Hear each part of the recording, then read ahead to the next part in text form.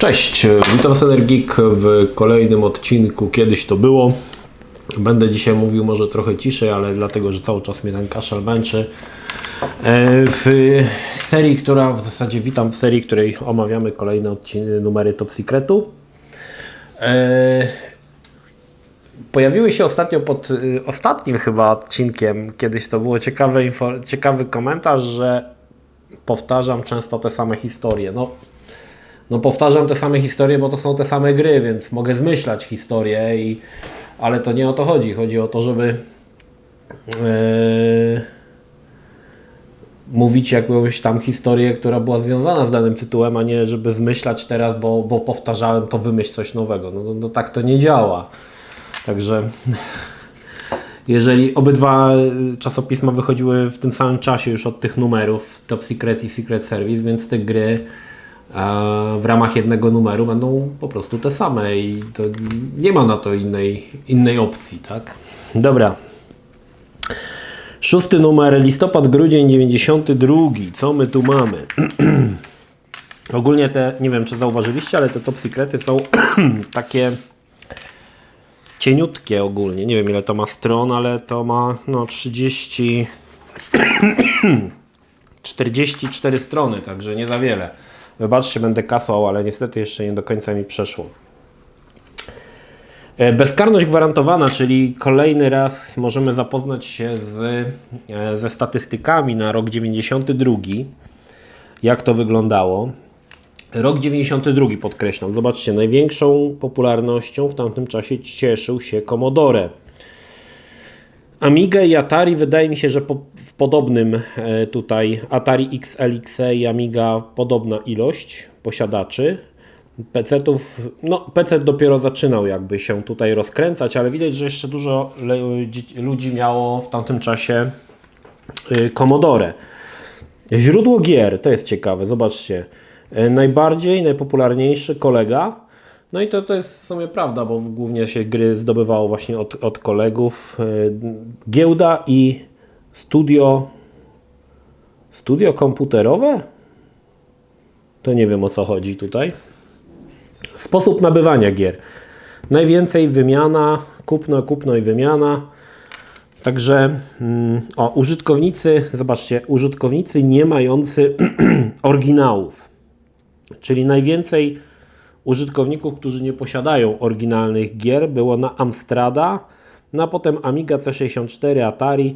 Najmniej osób, czyli tak naprawdę najwięcej osób, które posiadały oryginały, bo tak to trzeba trochę czytać odwrotnie, to posiadacze Atari XL/XE i faktycznie ma to sens, bo wtedy na Atari wychodziło dużo gier oryginalnych, znaczy ludzie kupowali dużo gier oryginalnych, bo one nie były drogie. No i można powiedzieć, że to były polskie produkcje, więc podejrzewam, że głównie tutaj chodzi o polskie produkcje, które wychodziły. Rozkład wieku czytelników. Największa tutaj, najwięcej 15-16 lat, słuchajcie. Dzisiaj się to się zmieniło, ale 15-16 lat, no ciekawa rzecz. Dobra, co nowego?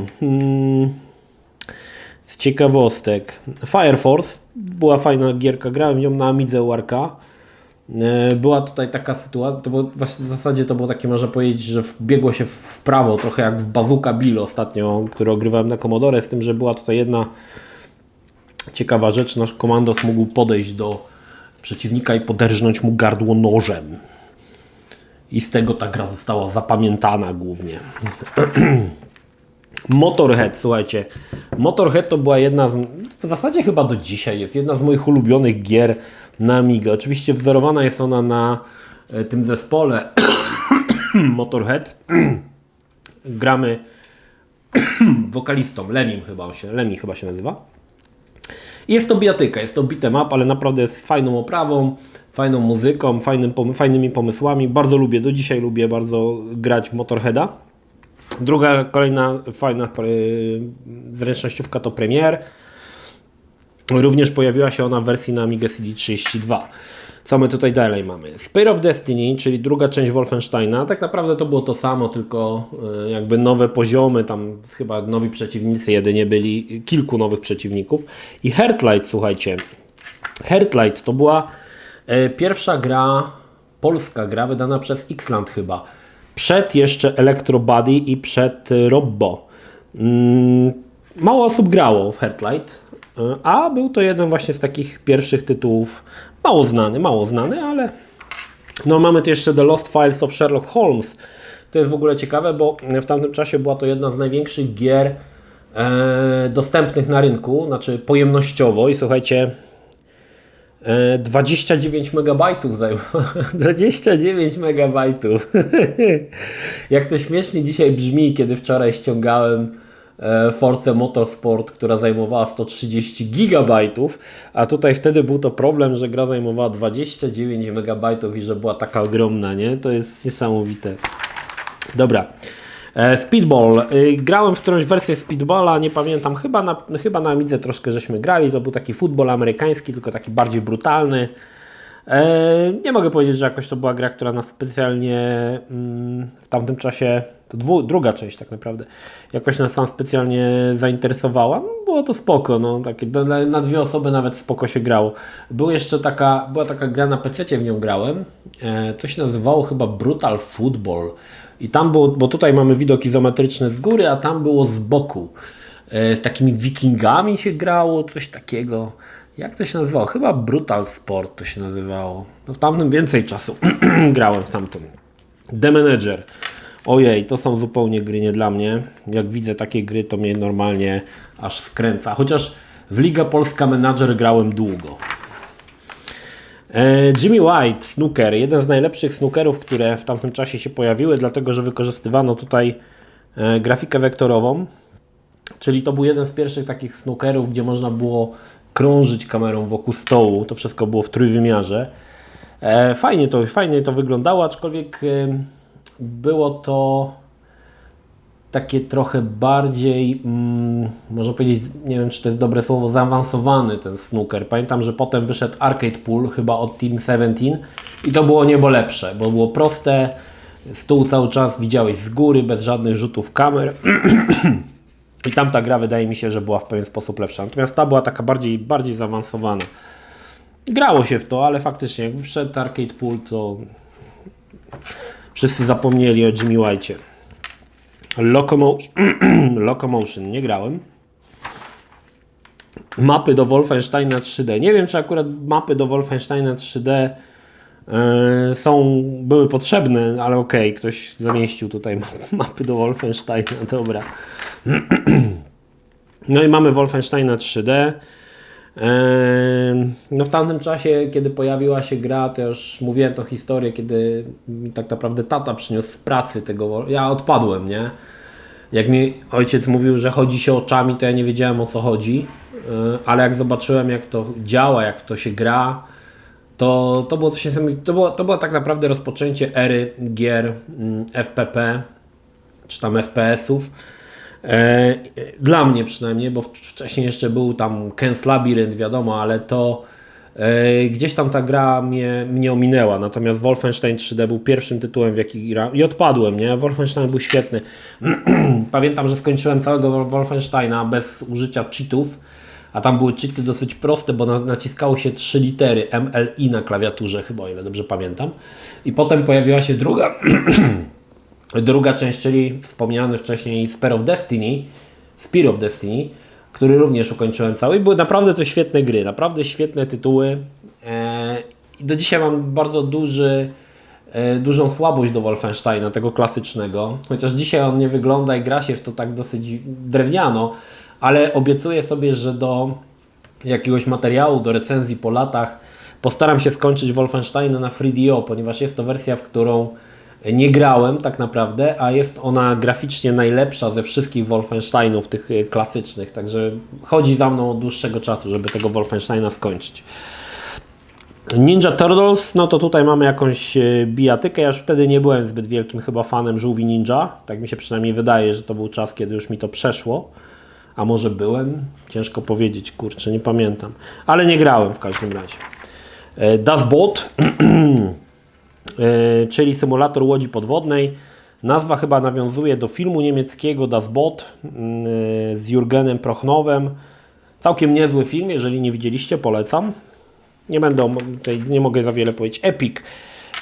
O Epiku też dużo słyszałem dobrego, ale nie miałem okazji w nią zagrać, w tą grę. To jest taki Space Sim, jak widzicie, całkowicie oparty na grafice wektorowej. Natomiast nie miałem okazji zagrać w to, więc nie jestem w stanie wypowiedzieć się na ten temat, aczkolwiek wyglądało to całkiem nieźle. Trochę jak Elite albo Privateer, no coś takiego. Szachy. Mamy tutaj tipsy, triki, listy. Tutaj warto zauważyć, że czasami w listach, mogę wcześniej sprawdzić, pisał taka znana persona, przynajmniej w ramach Top Secretu, niejaki Krzyś Kubeczko, wielki fan, zagorzały obrońca Atari, który tak naprawdę zginął chyba w wypadku samochodowym kilkanaście dobrych lat temu. Ale jeżeli uda się gdzieś tutaj Krzysia Kubeczko natrafić, to postaram się Wam w tych listach przeczytać. On był znany z tego, słuchajcie, dzisiaj jesteś znany, że jesteś youtuberem, a wtedy właśnie on był znany z takich listów do redakcji. Crazy Cars. O, to był tytuł, który dosyć dużo czasu spędziłem. Grałem w to wersję PC-tową. Trochę oprawa przypominała Lotusa, czyli jechaliśmy tak jakby samochód był sprite'owy, widzieliśmy od tyłu i cała trasa składała się z takich pasów w dwóch kolorach i to sprawiało wrażenie, że ta trasa się przesuwa. W każdym razie Crazy Cars był to tyle dziwny, znaczy był inny, że tam robiło się zakłady jakby o to, czy wygrasz, czy przegrasz, i jak wygrywałeś, to kupowałeś, znaczy dostawałeś pieniądze i mogłeś upgrade'ować samochód. Całkiem niezły tytuł, aczkolwiek chyba mi się go koniec końców nie udało skończyć nigdy, bo pewnie tam poziom trudności był jakiś absurdalnie wysoki pod koniec, ale bardzo fajny tytuł. I akurat w trzecią część właśnie grałem. Nie pamiętam, jakie były dwie pierwsze części, ale trójkę grałem najwięcej. Artefakt przodków. Nie mam pojęcia, co to jest, ale to jest kolejna gra na Atari właśnie wydana czy stworzona przez Polaków, dlatego gracze Atarowi mieli najwięcej oryginałów, bo było bardzo dużo polskich gier, które wtedy Atarowcy kupowali faktycznie. Sam miałem kolegów, którzy nie kupowali piratów, ale kupowali polskie gry, kupowali oryginalne. Cisco Heat czy Cisco Heat. To słyszałem o tej grze, ale to też nie pamiętam, czy grałem. Może i grałem. To ponowna taka gra właśnie troszkę w stylu właśnie Crazy Cars, trochę w stylu Lotusa, ale nic mi to nie mówi już dzisiaj. Pewnie gdzieś tam grałem, ale dzisiaj już nie kojarzę, nie? To możemy, zobaczcie, bo tutaj też jest ciekawe, bo jak była lista przebojów, to kiedyś były takie rzeczy, listy przebojów, gdzie gracze głosowali na najlepszą grę na daną platformę, ale były też najgorsze gry. Czyli najgorsze gry na przykład na PC-cie, na Amidze. Jest to w ogóle ciekawe, bo na przykład Shadow of the Beast jest na trzecim miejscu najgorszych gier na Amigę, a na czwartym jest Wings of Fury, który uważam, że i Shadow of the Beast i Wings of Fury były całkiem niezłymi grami. A tutaj jest oczywiście, że są to, że jest to syf, niesamowite. Natomiast ciekawostka, kiedy omawiałem ostatnio w filmie, jak powstawał Rayman, mówiłem o tym, że Ansel uderzył do takiej francuskiej firmy, która nie zasłynęła żadną inną znaną grą poza Vroom. I tutaj mamy w lista i eksperci, mamy najgorsza gra na Amigę na trzecim miejscu, właśnie Vroom. Taka ciekawostka. Hunter. Nie mam zielonego pojęcia, co to jest Hunter. Ale wygląda na jakąś grę, słuchajcie, z otwartym światem. Można by się przy tym zainteresować, bo z tego co widzę, że można mieć samochód, prawdopodobnie samochodem można się poruszać. Mapa jest dosyć duża, jak widzicie, to jest mapa. Mamy poduszkowce z tego co widzę. Kurde, to może być jakiś ciekawy tytuł zapomniany. Pewnie to działało, bo to na Amidze było, pewnie to działało koszmarnie i na Atari ST. Ale to właśnie taki można chyba, można latać z helikopterem, skakać ze spadochronu, normalnie jak GTA. Aż jestem ciekawy, żeby zapoznać z tą grą. To może być ciekawa rzecz. No to jest taki, wiecie, tytuł, który mówi się, że tam, wiecie, pierwszy otwarty świat, to jakiś tam, a właśnie o takich grach się zapomina, nie? Że to jest właśnie coś takiego kiedyś było. Down Rider to jakaś typowy shooter, gdzie lecimy do góry w stylu Raidena. Nie grałem w to. B17. Był taki film, on się nazywał Ślicznotka z Memphis chyba, o załodze samolotu B17. No i tutaj mieliśmy grę, którą mogliśmy właśnie... Fajne to, grałem w tą grę. Oczywiście większość tych symulatorów w tamtym czasie opierała się na grafice, jak widzicie, wektorowej, czyli wszystko było z czystych wektorów bez tekstur. Czasami pojawiały się tutaj, na przykład były sprite'y, jakby karabin był sprite'em, a wszystko dalej było i tak wektorowe. Natomiast były takie właśnie, większość tych symulatorów właśnie opierała się na takiej grafice. Natomiast B17 było tyle fajne, że tam było, mogłeś się przełączać pomiędzy przeróżnymi członkami załogi, nie? Tam oni mieli piloci ci z działek, z boku, z góry i tak dalej. Fajna rzecz ogólnie. Dzisiaj może nawet i wyszła jakiś remake albo druga część tego B17. Ja grałem w tą pierwszą, to było naprawdę spoko. Aczkolwiek dzisiaj jak się gra w te symulatory lotu, to no ta grafika jest taka strasznie toporna, nie? Że to czyste wektory. To jeszcze działało w dosyć niskich rozdzielczościach. Jak mnie mam 320 na 240, czyli czyste wektory bez tekstur, no to wyglądało to no tak sobie, nie? Tak sobie.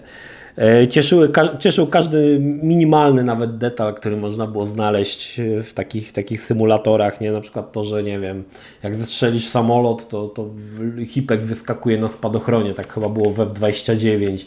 Retaliator, no to się wszyscy jarali tym, że widzisz ludzika na spadochronie, który ma 2 piksele albo 3 i leci na spadochronie. To był taki detal, który był bardzo poszukiwany w takich grach. Ciekawe, nie pamiętam, czy tutaj były jakieś takie rzeczy, ale pewnie tak. No i komiksy Top Secretu. Nie mogę o tych komiksach nic dobrego powiedzieć, bo one były bardzo złe, bardzo złe. Tutaj wzięli na ruszt screeny z Another World i powklejali siebie. Oj, straszne to były rzeczy. Dobra. Dzisiaj wyjdzie pewnie krótszy odcinek, ale też jak słyszycie, nie jestem w dobrej kondycji, jeżeli chodzi o gardło. No dobra, co my tutaj mamy? Wojna. Aha, Dungeons and Dragons. W ogóle kto taką wygląda jak ONO. Nie wiem, co to w ogóle ma być. Co nowego? Co ja tutaj grałem? Bill Tomato Games grałem. To była taka gra w stylu One Step Beyond, czyli taka troszkę, można powiedzieć, logiczna, gdzie ustawiało się takie trampoliny, żeby pomidor się przedostał do celu, żeby nie spadł. Pamiętam, że to było nawet zabawne, u Arka w to grałem. No The Alien Bread, no to wiadomo. Pozostałe tytuły nie są mi za bardzo znane. Humans. Kiedyś z Arkiem próbowaliśmy w Humans grać, zupełnie nie rozumieliśmy, o co w tej grze chodzi. Nie wiem, czy chyba żeśmy pierwszej planszy nawet nie przeszli. Znaczy to było takie, wiecie, to trochę też było na Piracie grasz bez instrukcji, to trzeba było samemu wykminić. I pamiętam, że tam było coś takiego, że doszliśmy do tego, jak jeden z tych ludzi pierwotnych może stać na rękach drugiemu, ale poza tym już nic więcej. Chaos Engine, no to wiadomo, to świetny tytuł na Amigę. Strzelanka, bardzo fajna. Flashback. Zabójcza broń, no to też taki właśnie platformer z możliwością strzelania. Street Fighter, słuchajcie, i tutaj to jest jedynka napisana, ale to oczywiście jest dwójka, słuchajcie. Street Fighter na Amigę to był sztos. To był sztos. Ja pamiętam, że to już mówiłem tą historię, że tego samego lata, kiedy pierwszy raz zobaczyłem Street Fightera na automatach, z Bylu przyniósł wersję amigową. Zagrywaliśmy się w to okrutnie. Alone in the Dark, no to wiadomo, to jeszcze Alone in the Dark będzie, bo chyba w kolejnym numerze będzie omówione Alone in the Dark. Police Quest. O, to jest w ogóle ciekawa rzecz. To jest trzecia część Police Questa o podtytule Open Season. Sierra robiła, znaczy w tamtym czasie Sierra robiła przygodówki z takich, można powiedzieć, kilku gatunków. To był King Quest, to był taki gra fantasy, był Space Quest, czyli w kosmosie taka komedia, był Larry, to wiadomo, był Police Quest właśnie o policji, jeszcze było Quest for Glory, które było taką grą przygodową pomieszaną trochę z RPG-iem. Police Quest to była gra po prostu, w którą nie miałeś szans w ogóle skończyć, jeżeli nie byłeś policjantem. To, co tutaj trzeba było zrobić, to były jakieś absurdy, nie? Szczególnie, że bardzo często w tej grze na przykład musieliśmy wypełniać jakieś formularze, w ogóle jakieś cuda. Pamiętam, że z opisem grałem i się zastanawiałem, w tamtym czasie oczywiście grałem z opisem i się zastanawiałem, kto przy zdrowych zmysłach byłby w stanie tą grę ukończyć, bo to jest niemożliwe po prostu. Police Quest potem ewoluuje w grę SWAT. Łącznie z tymi świetnymi tytułami SWAT 3 i SWAT 4. Tak naprawdę originem SWAT-a było właśnie Police Quest, właśnie ta gra. Bo później się pojawi Police Quest, chyba 5, to będzie pierwszy SWAT z grafiką izometryczną. No i potem wyjdzie SWAT 2, również chyba z grafiką izometryczną, SWAT 3, który będzie już nawiązywał, czy też będzie takim trochę rip-offem Rainbow Six, no i SWAT 4 to już kolejne. SWAT to były naprawdę fajne gierki, ale Police Quest, Chryste Panie, kto w ogóle, te gry Sierry to w ogóle były na tak wysokim poziomie trudności, że to było w ogóle jakieś, i tak tutaj było tyle łatwiej, że już nie trzeba było wklepywać tych wszystkich elementów z klawiatury, ale niektóre sytuacje, na przykład tutaj mieliśmy wypadek na autostradzie i musiałeś wiedzieć, że musisz rozłożyć flary, że trzeba zabezpieczyć, bo tutaj w tych grach Sierry bardzo często się ginęło, a w Police Questie ginęło się w przeróżny sposób. Na przykład mogłeś czyścić broń bez wyjętego magazynka i pamiętam, jest taka scena, jak gość sobie w głowę strzela, nie? Po prostu to była cała Sierra, nie? Po prostu nie brali jeńców. Ciężki temat. Mam w ogóle Police Quest Collection, czyli wszystkie części Police Questa w jednym zbiorczym wydaniu. Od jakiegoś czasu się noszę z tym, żeby w te Police Questy zagrać, ale pamiętam, że gdy grałem w tamtym czasie, strasznie mnie odrzuciła taka próba realistycznego przeniesienia pracy policjanta przez wypełnianie tych formularzy, jakieś tam, wiecie, takie pierdoły, że po prostu jakoś nie mogę się przemóc, żeby zacząć w to grać, ale może kiedyś. Ishar. To jest też fajna gra. RPG, którego pewnie nikt nie skończył. Wszyscy grali, ale nikt go nie skończył. Ja też go nie skończyłem. No to było taki trochę właśnie w pokroju Eye of Beholder, jednak Ishar miał tą przewagę, że dział się dużo na otwartych terenach. To było coś nowego. Chociaż Dungeon Master w sumie też miał sceny na zewnątrz, ale Ishar miał właśnie takie jakieś łączki, nieba. To było fajne, bardzo fajne. Grałem w Ishara trochę tak bezwiednie, nie wiedząc za bardzo co zrobić. Po prostu chodziłem i walczyłem z jakimiś typami. Natomiast jest to tak jak wiem, wielu moich kolegów, którzy mieli Amigę, grało w Ishara, ale nikt nie wiedział, jak go skończyć. Także grali żeby grać. Jest też ciekawe, bo wersja PC-towa Ishara była tylko na jednej dyskietce. Zajmowała chyba Mega 400, słuchajcie. Niesamowite, nie? Że wtedy na jednej dyskietce można było tyle pomieścić. Indiana Jones and the Fate of Atlantis. Druga część przygód Indiana Jonesa po ostatniej Krusjacie. Tym razem ponownie to była gra przygodowa, tym razem nie oparta na filmie, ale na własnej historii. Myślałem, że ten właśnie ostatni Indiana Jones, który teraz w kinach jest, to właśnie jest Fate of Atlantis. Ale nie, to jednak nie. W każdym razie uważana za grę, która oddawała ducha, można powiedzieć, Indiana Jonesa i naprawdę robiła to w dobry sposób i faktycznie to był taki, mógłby film na podstawie tego powstać, nie? Bardzo fajna przygodówka. Ogólnie w tamtym czasie uważam, że LucasArts robił o wiele lepsze przygodówki niż Sierra. Przede wszystkim nie można tam było zginąć, to raz.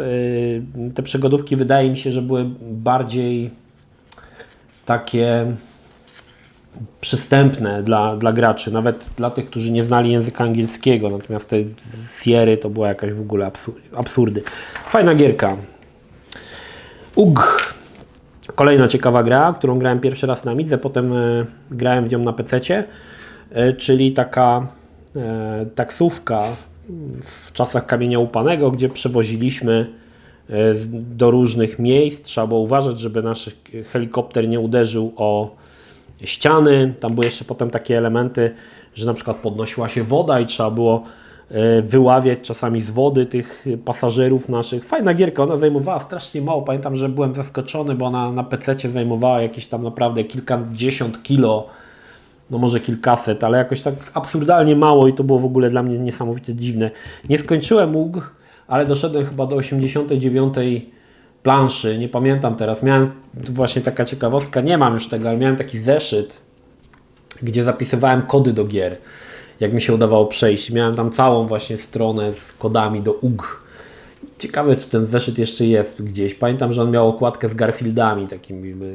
Jak gdzieś przechodziłem właśnie gry i były kody, to zawsze sobie w tym zeszycie zapisywałem. I tam mam właśnie całą moją... A nie, sorry, 69 poziomów. No to musiałem być gdzieś tam może w 60, gdzieś tak pewnie. Gdzieś przy końcu w każdym razie, ale już poziom był zbyt wykręcony, żeby udało mi się go skończyć. Ale ciekawa rzecz, ciekawa. Swift, czyli szczelanka, tylko z tą różnicą, że można było albo lecieć helikopterem, albo jechać jeepem. W to chyba nawet fajnie się grał, bo można było grać na 2 osoby, o ile dobrze pamiętam. Aczkolwiek to był taki typowy shooter, nic specjalnego. Creatures. To tak naprawdę jest Creatures 2. Jeżeli oglądaliście moje top 10 gier na Commodore, to była to gra, która była na pierwszym miejscu. Jak na Commodore, niesamowita oprawa w ogóle, kolorowa. Bardzo wysoka brutalność w ogóle, to jest ciekawe, bo gra wydawała się, że jest dla dzieci, a tak naprawdę miała bardzo wysoki poziom brutalności, tam krew się lała w ogóle. Oczywiście dzisiaj możecie się zapytać, jak to możliwe, że na Commodore udało się to pokazać. No, jak będziecie oglądać kolejne sztosy na Commodore, to Wam pokażę właśnie Creatures i wyjaśnię dlaczego. Bardzo fajny tytuł. Do dzisiaj uważam, że jeden z lepszych, jeżeli nie najlepsza gra na Commodore, w jaką grałem. Nie mogę powiedzieć, że do niej jakoś tam specjalnie wracam, ale uważam, że tytuł wyszedł absolutnie świetny. Pierwsze Goblinsy. O Chryste Panie. Pamiętam, bo graliśmy z Arkiem w pierwsze Goblinsy. To była jedna z takich przygodówek, która nie opierała się na używaniu dziesiątek przedmiotów. To w ogóle to było ciekawie zaprojektowane, chociaż pierwsza część miała jedną bardzo poważną bolączkę. Aczkolwiek pomysł był świetny. 3 skrzatów, każdy miał inne umiejętności. Był mag, bokser, czyli który umiał uderzyć piąchą, i był gość, który umiał używać przedmiotów. No i oni musieli jakby wspólnie synchronizować się, aby wykonywać pewne czynności. Powiem Wam, że spędziliśmy z Arkiem nad tym masę czasu. O ile dobrze pamiętam, przeszliśmy do poziomu chyba do 7. Chyba do tego. I nie wiedzieliśmy, co dalej zrobić. Natomiast to, co było złe w Goblinach, to to, że była energia. To w ogóle był totalnie z dupy pomysł, że jeżeli zrobiłeś coś źle, no to gobliny traciły energię. Miały jeden pasek na wszystkie 3 gobliny. Jeżeli straciłeś całą energię, musiałeś zacząć całą planszę od nowa. W grach przygodowych to było totalnym idiotyzmem. Szczególnie w takich grach, kiedy metodą prób i błędów próbujesz dojść do tego, co trzeba zrobić. Ten pomysł, który miał tutaj Cocktail Vision, był w ogóle z dupy totalnie. W drugiej części już skasują tą energię. To było w ogóle. Też była ciekawostka, że każda plansza goblinów działa się tylko w obrębie jednego ekranu. I wszystkie działania trzeba było wykonać w obrębie jednego ekranu. W drugiej części już to się zmieni, bo będziemy mieli lokacje, do których będzie można przechodzić, ale pierwsza część właśnie była taka jednoekranowa. A i tak gra była dosyć trudna, żeby znaleźć odpowiednie czynności, kiedy trzeba wykonać, bo to nie tylko co wykonać, ale i kiedy wykonać, bo tak jak mówię, oni musieli się synchronizować, czyli jeden coś robił tu, drugi robił coś innego i trzeci robił coś innego. Także w kolejnych częściach będzie to jeszcze bardziej, że tak powiem, pociągnięte w tą stronę tej synchronizacji. I ta mała ciekawostka, w zeszłym roku Autor Goblinów wydał nowe Gobliny, to była Goblins 5 chyba i zebrał tutaj kasę na Kickstarterze. Sam wspierałem, recenzja Goblinów też pojawiła się u mnie na kanale. Jestem wielkim fanem ogólnie Goblinów, bardzo fajny tytuł, bardzo lubię. Dobrze, problem Jasia. Problem Jasia. Jaki to miał problem? Jasio miał problem. To była jakaś taka składanka, coś takiego, bo widzę, że tu się układało Sylwestra Stallone. Nie wiem, co to było. Układanka chyba jakieś. Takie gry kiedyś były. Kupowałeś sobie Problem Jasia na przykład. Nie grałem. Przemytnika też nie grałem. W Heartlight, no to już mówiłem, to jest gra od Xlandu. Zgadula. O, Zgadula. Zgadula to była kolejna gra, która święciła triumfy na informatykach w podstawówce. To było tak naprawdę to było około Fortuny. Przeniesione na właśnie wersję komputerową. Nie pamiętam już ile tam było haseł, ale to było takie, no takie, można było pograć, nie? Trochę w stylu skoków narciarskich, Małysza, nie? To też była kolejna gra na informatyce, Małysz, wszyscy grali w Małysza. No to Zgadula była właśnie takim Małyszem tamtych czasów, nie? Ojej, pamiętam tą grę. Zobaczmy, czy mamy tutaj gdzieś Krzysia Kubeczko. Nie mamy. Winter Games. Grałem w jakąś grę Winter Games, ale na Commodore. To było trochę co innego, ale powiem Wam, że w latach 90. często graliśmy w jakieś gry, które były olimpiadami. Olimpiady to były gry, w których często żeśmy się grali, słuchajcie, w latach 90. I dzisiaj te gry może nie są, znaczy dzisiaj już takie gry nie wychodzą, od tego trzeba zacząć. One jeszcze gdzieś tam za czasów PlayStation 2 faktycznie się pojawiały. Nie wiem, czy na PlayStation 3 wychodziły. Może jeszcze tam była jakaś olimpiada, ale faktycznie dzisiaj te gry już rzadko się pojawiają. Natomiast w latach 90. one cieszyły się sporą popularnością, bo to były właśnie takie typowe party games, gdzie grało się w dwie osoby. Może nie akurat Winter Games, ale na przykład komodorowski Track and Field, no to był tytuł, w który dość często żeśmy grali i lubiliśmy w niego grać, bo to było takie właśnie współzawodnictwo tak naprawdę no, w zawodach olimpijskich, nie? I to w ogóle się cieszyły jakąś tam popularnością. Potem jakoś to tak strasznie gdzieś tam uciekło. Znaczy, wydaje mi się, że problemem było to, że gracze byli coraz bardziej wymagający i potrzebowali czegoś więcej niż machania joystickiem lewo-prawo, aby ludzik szybciej biegał, nie? Bardzo ciężko jest przenieść, no bo wiecie, tam powiedzmy te różne zawody olimpijskie przenieść w taki sposób, żeby to miało ręce i nogi, było ciężko. Dzisiaj było pewnie ciężko, bo musiała to być bardzo zróżnicowana rozgrywka. No i to też jest taka gra, można powiedzieć, singlowo na raz, a z przyjaciółmi no może na 2 razy, nie? Także to były takie tytuły, dzisiaj wydaje mi się, że takie tytuły raczej nie mają po prostu racji bytu, nie? To nie są gry, w które będziemy zagrywać się miesiącami, tylko sprawdzimy raz, potem zagramy może ze znajomymi i tyle, nie? W ogóle te gry sportowe, takie właśnie oparte na różnych, na zestawie różnych no, sportów olimpijskich, w ogóle to gdzieś umarło. Dzisiaj już nikt tego nie robi. Colgate, grałem w Colgate, słuchajcie. Colgate to tak naprawdę gra, która była reklamą pasty do zębów, a była to gra zręcznościowa, gdzie chodziło się właśnie takim ząbkiem, strzelało się z pasty, a tutaj mieliśmy spotkanie z bossami. W tamtym czasie, dlaczego w ogóle w to grałem? W tamtym czasie na PC nie było dobrych platformerów, a wszystkie, które były, to były straszne gnioty. W porównaniu do tego, co było na Amidze, no to PC-ciarze byli bardzo smutni z tego powodu, bo gry zręcznościowe na PC-cie, no to była niestety potwarz dla gamingu. I ja pamiętam, że pojechałem na giełdę, kupiłem sobie ten Colgate, bo była to jedna z niewielu gier zręcznościowych, nie najlepszych, po prostu z gier zręcznościowych, w które dało się grać i grałem w to. Patrzyłem z zazdrością na amigowych moich kumpli, którzy mieli Amigę, którzy zagrywali się w świetne platformery.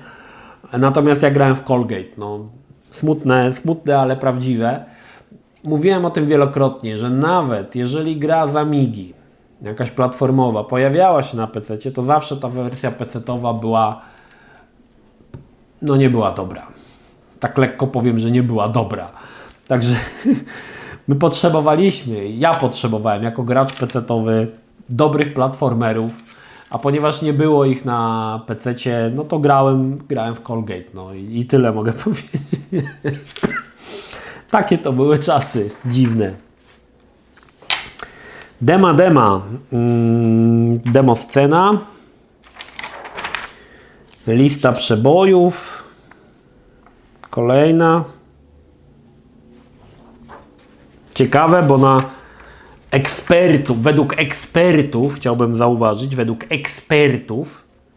na liście sheetów na pierwszym miejscu jest Wing Commander.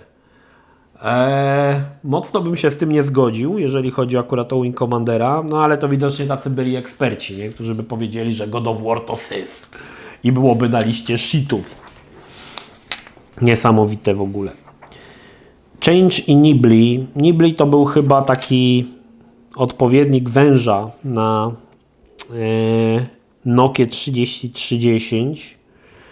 Węża, który zbierał kropki. Nie grałem w to, ale kojarzę. Galactics. Też nie kojarzę w ogóle zupełnie tego tytułu, co to było. Hook. No i kolejna gra, w którą żeśmy zagrywali się z Arkiem na Amidze. To była gra przygodowa na podstawie filmu z Robinem Williamsem. Natomiast wersja, którą posiadał, pamiętam to do dziś, bo była to wersja, która była źle skrakowana i w którymś momencie było się w barze, gdzie trzeba było chyba wziąć 3 kubki, czy coś z tymi kubkami, 3 puste kubki. I nie można było jednego tego kubka wziąć, czy tam napełnić i na tym się gra kończyła. Nie można było przejść dalej, nie? Coś takiego było. I pamiętam, że żeśmy tego nie przeszli, nie? Nie wiem, gdzie to było, w którym to było miejscu. Czy to było gdzieś bliżej końca, czy jak, ale pamiętam, że graliśmy właśnie z opisem i żeśmy tych pieprzonych kubków nie mogli ogarnąć i żeśmy koniec końców Hooka nie skończyli. Ciężko mi powiedzieć, czy była to dobra gra. Większość gier przygodowych w latach 90. graliśmy trochę nie do końca wiedząc, co robimy, bo czytało się po prostu opis i wykonywało się czynności związane z opisem. Wszystkie dialogi się pomijało, bo i tak żeśmy nie wiedzieli, co tam jest napisane. Także to była w ogóle taka dziwna granie w gry przygodowe. Ja bardzo lubiłem gry przygodowe, lubiłem grać w nie z opisem, ale tak naprawdę z tych gier nie wynosiliśmy absolutnie nic. Nie mieliśmy zielonego pojęcia, co się dzieje, co robimy, dlaczego, co oni gadają. Niesamowite w ogóle, ale graliśmy z opisami i dobrze, żeśmy się bawili. I wszystkie gry przygodowe z lat 90.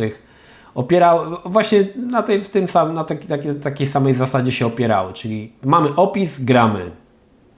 Czyli było zrób to. Dlaczego? Nie wiem, bo tak jest napisane i tyle. Nikt nie zadawał oczywiście pytań dlaczego i po co. Tak było w opisie, tak należało wykonać i tyle. Dzisiaj to się wydaje takie niskie i takie totalnie nubskie, że tak powiem, ale musicie się postawić w naszej sytuacji, że mieliśmy po kilkanaście lat, nie znaliśmy ani słowa po angielsku i to było dla nas jakby naturalne, tak, że gramy z opisem, nie? Natomiast dzisiaj granie z opisem jest uważane za taką już najniższą formę rozrywki, nie? Jak tu grasz z opisem, ty dzieciu, nie? A kiedyś to było całkowicie normalne. Comanche Maximum Overkill to była jedna z gier, która w tamtym czasie miała dosyć duże wymagania sprzętowe, z tego względu, że Comanche, nie wiem czy to była pierwsza gra, ale na pewno jedna z pierwszych, wykorzystywała grafikę wokselową.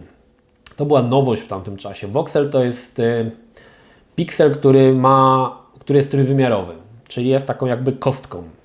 Można powiedzieć, że świat Minecrafta składa się właśnie z voxeli. I całe tło było właśnie wokselowe. I to była gra, która wymagała jakichś potężnych maszyn w tamtym czasie. Nie wiem, czy tutaj jest gdzieś opisane, ale wymagała potężnego sprzętu, żeby odpalić, żeby to w miarę dobrze działało. Co ciekawe, no jest 386, 4 MB RAMu trzeba było mieć. Wiem, że dzisiaj to jest śmieszne, ale w tamtym czasie no to były jednak wymagania dosyć spore. To była taka arcade'owa strzelanka, gdzie się latało helikopterem i po prostu się strzelało do innych helikopterów czy tam czołgów. Natomiast potworne wrażenie robiła ta oprawa, szczególnie właśnie ta wokselowa, gdzie wszystkie tła to nie była płaska tekstura czy tam płaski wektor jak w innych symulatorach lotu, tylko mieliśmy tutaj woksele i one tam były pagórki, słuchajcie, były jakieś jeziorka, no to naprawdę robiło ogromne wrażenie, ogromne. Warto wspomnieć, że Nova Logic, która produkowała Comancha, o ile dobrze pamiętam, do części trzeciej, nie wiem czy wyszła jeszcze czwórka, bo już tam dalej nie grałem, ale przy trzeciej części Comancha nadal korzystała z technologii wokselowej. Technologia wokselowa miała jednak pewien problem. Pamiętacie, nie wiem, niedługo wyjdzie druga część Outcast gry. Pierwsza część Outcasta to była gra z otwartym światem, również oparta na technologii voxeli. Jeżeli graliście w Blade Runnera od Westwood, to tam postać Roya również była wykonana z voxeli. Czy jeszcze jakieś gry voxelowe teraz na szybko sobie przypomnę. Od Nova Logic to jakiś Delta Force też wychodziły i też miały grafikę wektorową. Jaki był problem z tymi wokselami później? Bo na początku to wypadało fajnie, bo to wszystko wyglądało bardzo dobrze, jeżeli miałeś dobry sprzęt. Problem z wokselami taki, że nie obsługiwały one akceleracji grafiki 3D, więc jeżeli miałeś akcelerator, no Voodoo na przykład, to żadna gra, która korzystała z voxeli, nie korzystała z akceleracji Voodoo. Dlatego na przykład Outcast był grą, która nikomu dobrze nie chodziła w tamtym czasie, bo ona miała jakieś wymagania sprzętowe daleko wybiegające poza to, co można było zdobyć w tamtym czasie, jeżeli chodzi o sprzęt. I to był ten problem też dodatkowo, że gra mogłaby dobrze działać, gdyby miała akcelerację właśnie Voodoo, ale niestety nie można było tego implementować. I to powodowało właśnie, że te gry no, musiały mieć potwornie mocarne na tamte czasy oczywiście procesory, żeby to jakoś tam w miarę płynnie działało. Kolejną ciekawostką jeszcze tu wspomnę, dlaczego się w ogóle stosowało te voxele, skoro można było iść w grafikę 3D z akceleracją. Kiedyś czytałem taki artykuł, że voxele były, nie musiałeś mieć akceleratora, żeby voxele działały. No, tak jak mówię, akceleracja nie była obsługiwana, więc nie musiałeś tego akceleratora posiadać. Więc na przykład taki Outcast, gra, która była z otwartym światem w pełni trójwymiarowa, grać mógł każdy, niezależnie od tego, czy miał kartę z akceleracją, czy bez akceleracji. Dlatego stosowało się takie właśnie zabiegi. Nie? No, w niektórych nie potrafię wyjaśnić, na przykład w Blade Runnerze nie potrafię wyjaśnić, dlaczego postać była zbudowana z voxeli. Ciężko mi powiedzieć, z czego to wynikało, no ale czasami takie właśnie sytuacje się zdarzały. W każdym razie Comanche był pierwszą grą, przynajmniej pierwszą grą, którą ja znam, która wykorzystywała technologię voxeli. Ciekawe w ogóle, czy jest tu gdzieś o tym opisane. Pewnie nie, ale to był dosyć ważny moment, właśnie ta grafika voxelowa, tak? Nie ma nigdzie, nie widzę. No i dobra. I ostatni numer. No i tu będziemy mieli Alone in the Dark, bo już widzę, że to jest pistolet z Alone in the Dark. Mamy marzec, kwiecień 93. No dobrze. Mamy troszkę dem. Amigowcy doskonale poznają te screeny, z jakiego to jest dema. Oczywiście jest to z dema Nine Fingers i chyba jednego z najbardziej kultowych dem w tamtym czasie na Amigę. Amigowe dema, powiem Wam, że zdarzało mi się oglądać, z Bylu najczęściej przynosił te dema. Nie wiem skąd on miał, czy z jakichś znajomków, czy z giełdy, ale bardzo często przynosił dema i to myślę, że dzięki Zbylowi pierwszy raz zainteresowałem się taką demosceną. Pamiętam, do dzisiaj mam, Nine Fingers to jest klasyk, ale do dzisiaj pamiętam, jak odpalił mi Technological Death demo. Ja po prostu odpadłem, nie? To było dla mnie coś niesamowitego. I myślę, że Zbylu właśnie zaszczepił we mnie taką nie mogę powiedzieć, że miłość, ale zainteresowanie demo sceną. Wiele lat później, gdy zaczął wychodzić CD Action, zawsze na płycie miał poświęcone miejsce właśnie demom z różnych tych partii, które odbywały się w Polsce czy tam za granicą. I pamiętam, że kiedy kupowałem CD Action i pierwszą rzeczą, jaką odpalałem z płyty, nie były dema gier, nawet te, które chciałem bardzo obejrzeć, tylko właśnie dema z demosceny. Na początku zawsze oglądałem dema z demosceny. Do dzisiaj tych płyt już nie mam z CD Action, ale najbardziej żałuję właśnie tego, że nie mam już dostępu do tych dem, które były właśnie... Oczywiście są strony, które mają do ściągnięcia bardzo dużo dem, ale nie wiem, czy to są wszystkie te dema, czy nie. W każdym razie najbardziej żałowałem ze wszystkich tych płyt, kiedy już je gdzieś tam sprzedałem, wydałem, że nie zgrałem sobie właśnie całej demosceny z CD Action, bo to było niesamowite. No i, ale tak naprawdę demoscena zaczęła się dla mnie Amigą. Potem oczywiście, znaczy wcześniej jeszcze były jakieś dema na Commodore, ale te dema to nie były takie typowe demoscena. Pamiętam, że opierały się one zazwyczaj na jakimś jednym obrazku i lecącej muzyczce, nie? Na przykład digitalizowanym obrazku. Ale to Zbylu właśnie przynosił te demo, właśnie Technological Death, Nine Fingers, to on przynosił i to dzięki niemu te dema żeśmy poznawali. Także Zbylu czasami miał dobre pomysły. Powiem Wam. Kiedyś przyniósł też demo Stag. Jeżeli nie wiecie, co to jest demo Stag, nie szukajcie na YouTubie, bo raczej nie znajdziecie. Bardziej na jakimś Pornhubie by trzeba było poszukać, ale takie demo też Zbylu przynosił. Dobra, jedziemy. Co my tutaj mamy z nowości? Body Blows, odpowiedź Team 17 na Street Fighter 2. Tak naprawdę dużo żeśmy grali w Body Blows, aczkolwiek dzisiaj uważam, że ta gra jest strasznie taka siermiężna w stosunku do tego, co zaproponował Capcom w Street Fighterze 2 i ta gra, można powiedzieć, że ona jest wręcz niegrywalna dzisiaj, ale graliśmy dużo w Body Blowsa. Pamiętam, że graliśmy i żeśmy się cieszyli, że Japa nam się cieszyła, że to kolejna gra w stylu Street Fightera, ale dzisiaj uważam, że ta gra wyszła no bardzo kiepsko. X-Wing, no to wiadomo, jedna z pierwszy Space Sim z Gwiezdnych Wojen, który absolutnie zarządził. Świetny tytuł. Co my jeszcze tutaj mamy ciekawego? Transarktika jest taki film, on się nazywa chyba Snowpiercer, gdzie mamy pociąg, który podróżuje po takich zmrożonych terenach, jakieś, nie wiem, czy to się dzieje na Antarktydzie, czy gdzie, czy to jest, nie pamiętam, już dawno oglądałem ten film, tam chyba Sean Bean grał w tym filmie, nie wiem. To Transarktika była właśnie takim grą, która chyba była podstawą do stworzenia tego filmu właśnie. I ona się dzieje właśnie o takim po wojnie gdzieś tam atomowej, właśnie sterujemy pociągiem właśnie wśród takich dziwnych terenów, niebezpiecznych, tak? Ciekawa rzecz. Tu mam jakieś gry na Commodore, ale szczerze mówiąc nic mi tutaj nie... Znaczy wiem, co to jest Indiana Jones, ale nie grałem w to, także... 4D Sport Boxing, słuchajcie. Zanim nadeszło Fight Night Round i pamiętne demo z E3 na PlayStation 3, kiedy typ uderza gościowi w japę i mu się twarz odkształca w zwolnionym tempie, było coś takiego jak 4D Sport Boxing. Tak naprawdę było jeszcze 4D tenis, ale 4D Sport Boxing był właśnie taką grą, gdzie mieliśmy trójwymiarowy boks. To wszystko, co tu widzicie, to były replaye, ponieważ grafika opierała się całkowicie na oprawie trójwymiarowej, czyli wektorowej w tamtym czasie. Mieliśmy normalnie dwóch typów, którzy walczą ze sobą i po pokonanym pojedynku mogliśmy obejrzeć replay i swobodnie sobie tą kamerę ustawiać. I w tamtym czasie już zastosowano coś takiego, że faktycznie ta mimika się zmieniała. Jak zadawał ciosy, to miał taką, wiecie, twarz pełną wściekłości i tak dalej. Oczywiście to nie to, że to było płynne. To były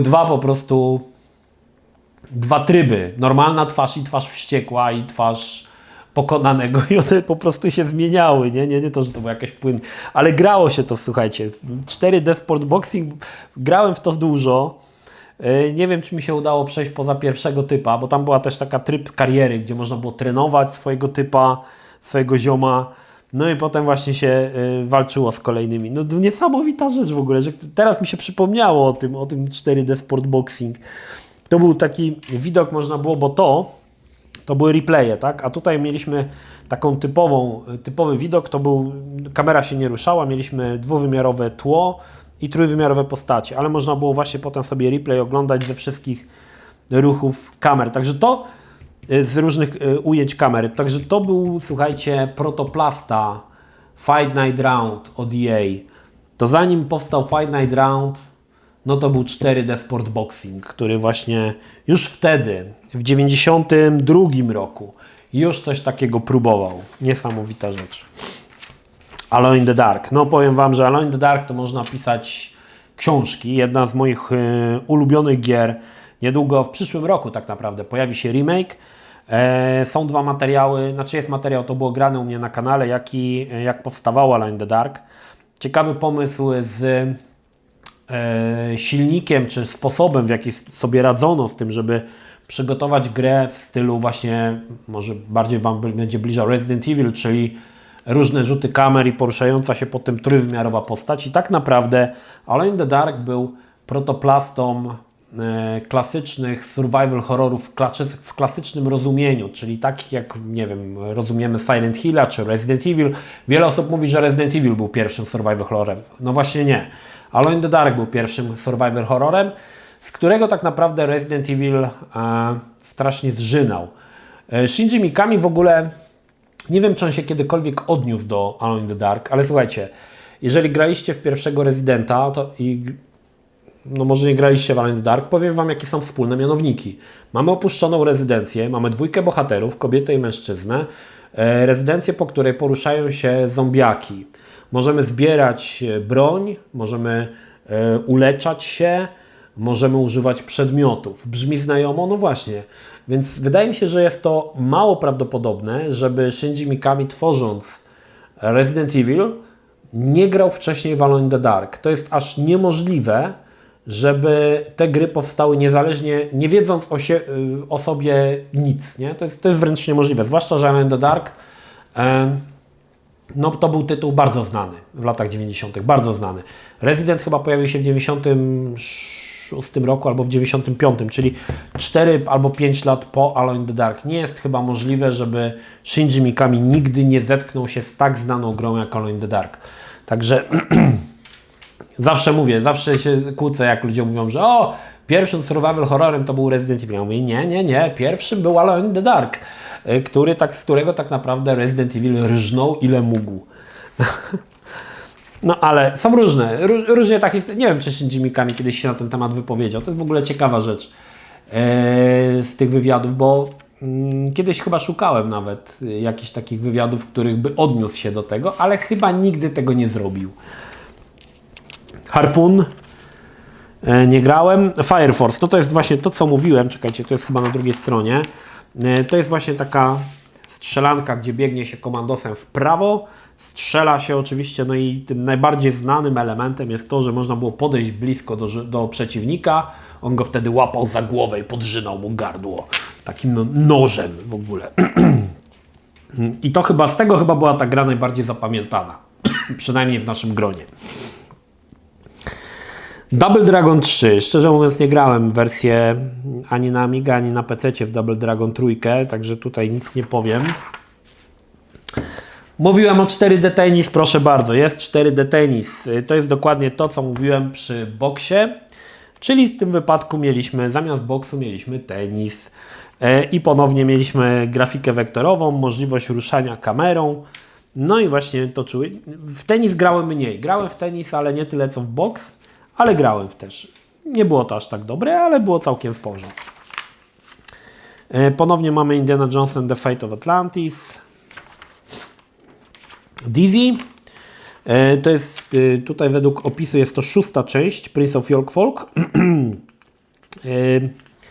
Jeżeli chodzi o Dizzy'ego, bo Dizzy pojawiał się na różnych platformach, tak? I to stworzyli bracia Olivier tak naprawdę.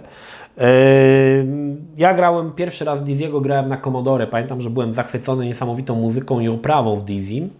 Aczkolwiek chyba najlepsza kompilacja przygód Dizzy'ego jest na Amidze CD32. Nazywa się to The Big Six i mamy tam 6 części Dizzy'ego, przy czym chyba jedynka jest pierwszy raz na kościach AGA, czyli ma tą najlepszą oprawę z możliwych w tamtym czasie na Amidze. Też sobie od lat obiecuję, że zagram w Dizzy'ego i zrobię dla Was recenzję, ale też jakoś nie mogę się przemóc. Aczkolwiek Dizzy gdzieś tam w latach 90. zaistniał w mojej świadomości za sprawą właśnie Commodore.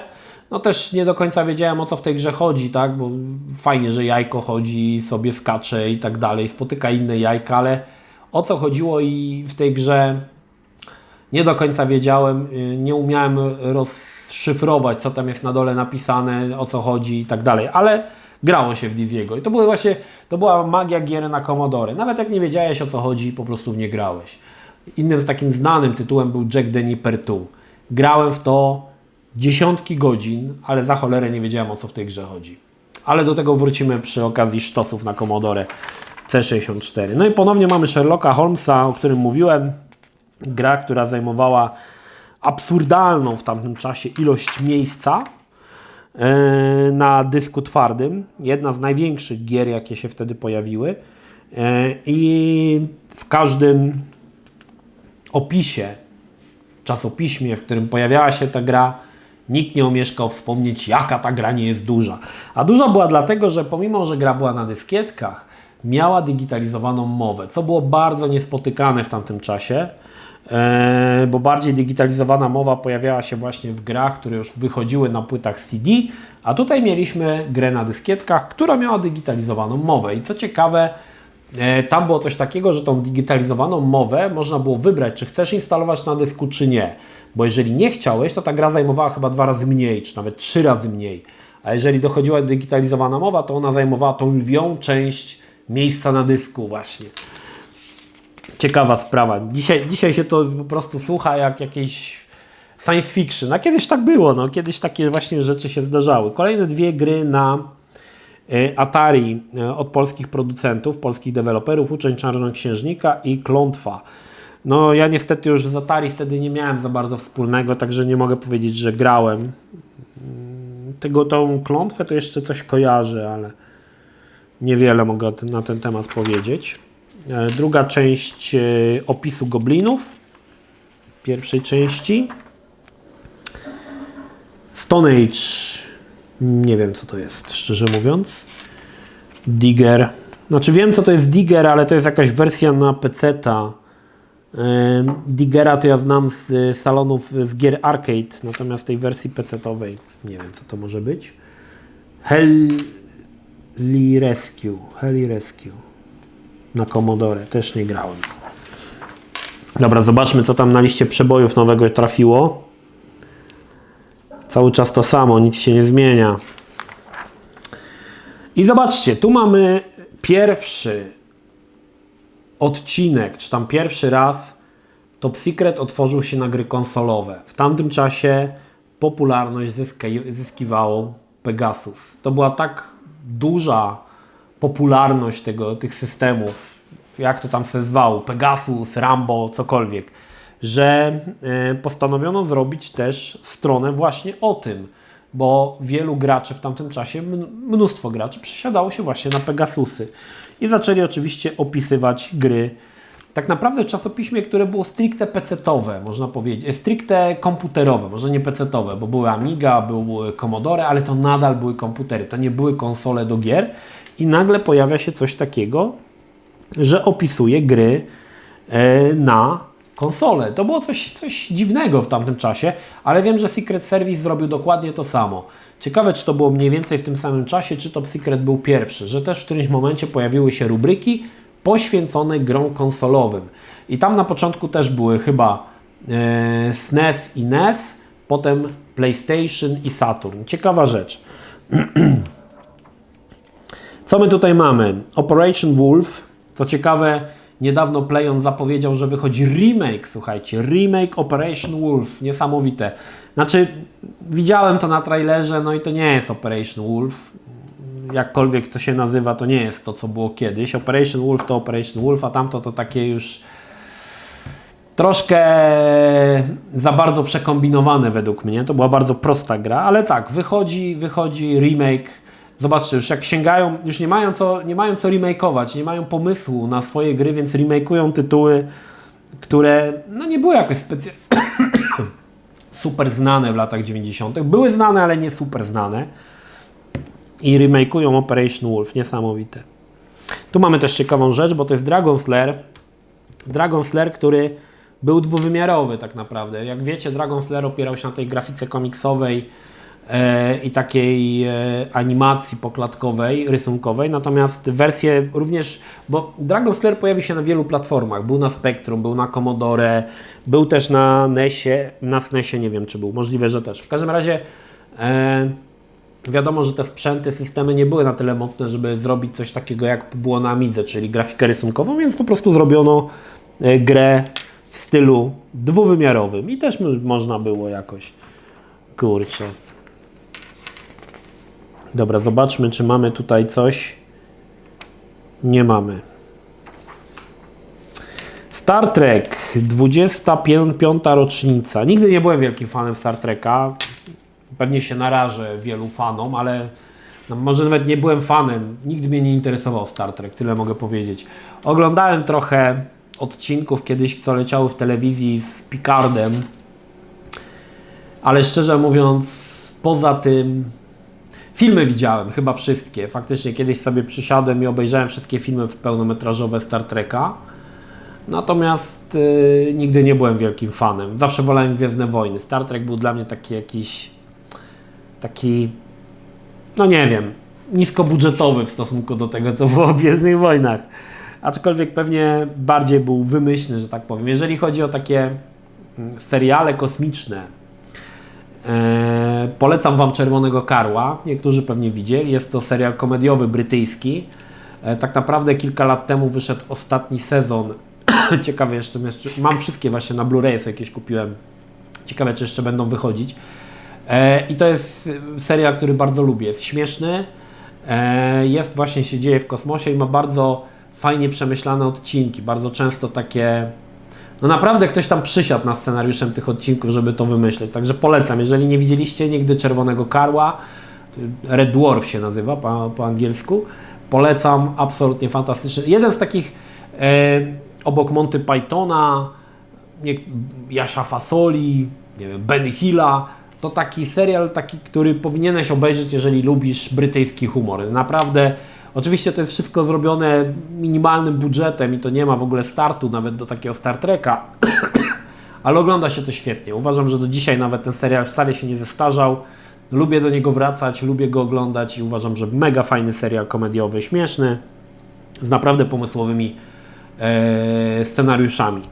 No, ale jeżeli chodzi o Star Treka, no to niestety nic nie mogę tutaj ciekawego powiedzieć. No i znowu Żenada Comics, tym razem wzorowany na Indiana Jones and the Fate of Atlantis. Dobra, słuchajcie, dzisiaj odcinek był taki, trochę może brakowało w nim energii. Ja sobie zdaję z tego sprawę, ale jak słyszycie, a propos, nadal mam ten kaszel, który mnie męczy, nadal jeszcze walę antybiotyki, do czwartku będę jutro chyba ostatni raz. Ale mam nadzieję, że Wam się podobało, nawet jak było troszkę zakaszlany odcinek. Czekam oczywiście na Wasz feedback, czy chcecie, żeby jeszcze tego typu odcinki się pojawiały. To tyle. Pozdrawiam Was, Energik, trzymajcie się, do następnego. Cześć. Jeśli film Ci się podobał, zachęcam do subskrypcji lub wsparcia mojego kanału na portalu patronite.pl. Film o podobnej tematyce znajdziesz tutaj, natomiast z drugiej strony znajdziesz film wygenerowany przez platformę YouTube'a. Zachęcam również do odwiedzenia moich social mediów, grupy Energikowcy na Facebooku oraz serwera Discord. Linki w opisie.